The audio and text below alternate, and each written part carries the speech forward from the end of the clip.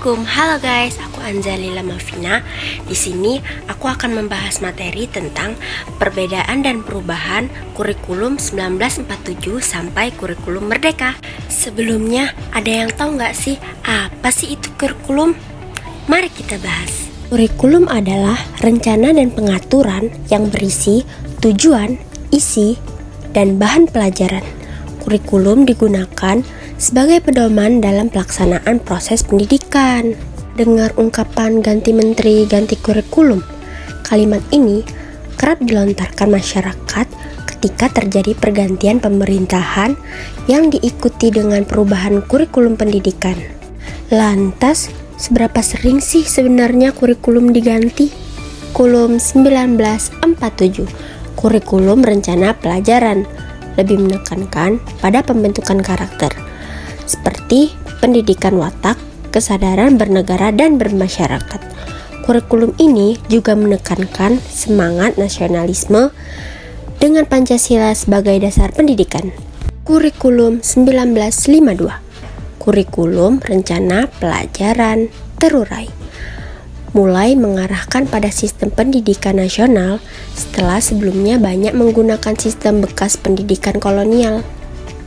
Kurikulum 1964, kurikulum rencana pendidikan 1964 adalah penyempurnaan dari dua kurikulum sebelumnya. Kurikulum ini dibuat oleh pemerintahan atas dasar keinginan supaya rakyat mendapatkan pengetahuan akademik untuk pembekalan pada jenjang sekolah dasar atau SD. Mata pelajaran dalam kurikulum ini dibagi menjadi 5 bidang. Di antaranya adalah moral, kecerdasan, emosional, dan artistik, keterampilan, dan jasmania. Kurikulum 1968, perubahan kurikulum pada 1968 terjadi seiring pergantian sistem pemerintahan dari Orde Lama ke Orde Baru. Kurikulum ini ditunjukkan pada upaya untuk membentuk manusia Pancasila sejati yang kuat, sehat, cerdas, terampil, bermoral, budi pekerti, dan beriman. Kurikulum 1975, kurikulum 1975 diciptakan seiring dengan munculnya konsep manajemen by objective yang saat itu sedang populer di Indonesia. Kurikulum ini ditunjukkan agar pendidikan dapat lebih efektif dan efisien.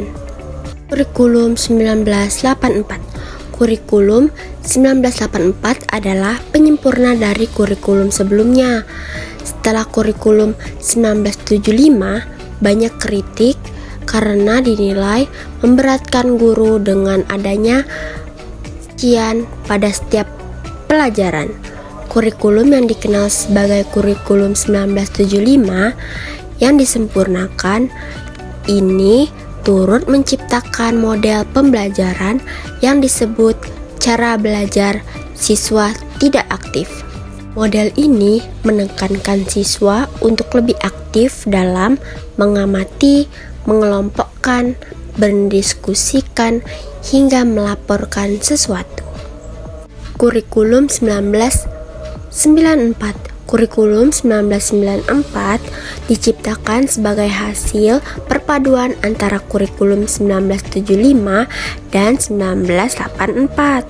Salah satu pembeda dari kurikulum ini adalah munculnya muatan lokal yang menekankan pada pengajaran bahasa, kesenian, dan kebudayaan dari setiap daerah. Namun, kurikulum ini kemudian banyak dikritik karena dinilai memberatkan banyak siswa. Dengan adanya muatan nasional dan muatan lokal, bahkan kurikulum ini sempat diberi label kurikulum super padat oleh masyarakat Indonesia. Kurikulum 2004, kurikulum 2004 lebih menekankan pada kompetensi siswa yang berorientasi pada hasil belajar dan beragaman. Hasil belajar biasanya dinilai berdasarkan keluasan, kedalaman, dan kompleksitas dari pemahaman siswa. Kurikulum 2006. Kurikulum 2006 dikenal juga sebagai Kurikulum Tingkat Satuan Pendidikan atau disingkat KTSP. Menetapkan standar kelulusan berupa kompetensi yang harus dicapai oleh setiap siswa.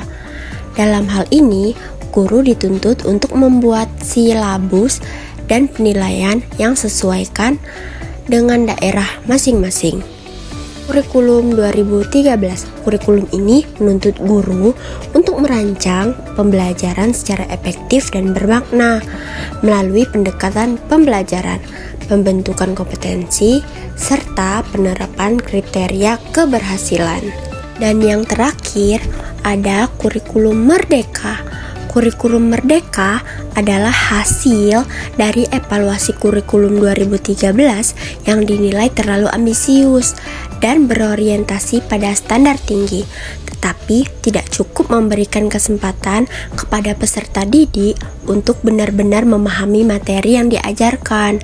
Berdasarkan evaluasi ini, setidaknya terdapat beberapa alasan mengapa kurikulum 2013 dinilai kurang efisien, di antaranya yang pertama, beban materi pelajaran yang dinilai terlalu banyak dan memberatkan siswa.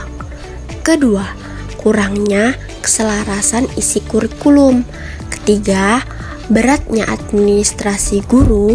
Dan yang keempat, kurangnya fleksibilitas penerapan kurikulum.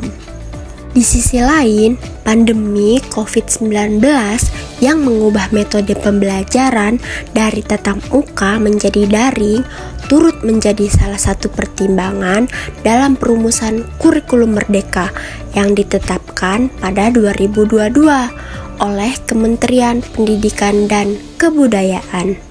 Nah, itu tadi pembahasan dari aku. Semoga teman-teman ngerti ya. Dan video ini bermanfaat bagi kalian. Saya akhiri, wa taufiq wal hidayah. Assalamualaikum warahmatullahi wabarakatuh. Bye-bye.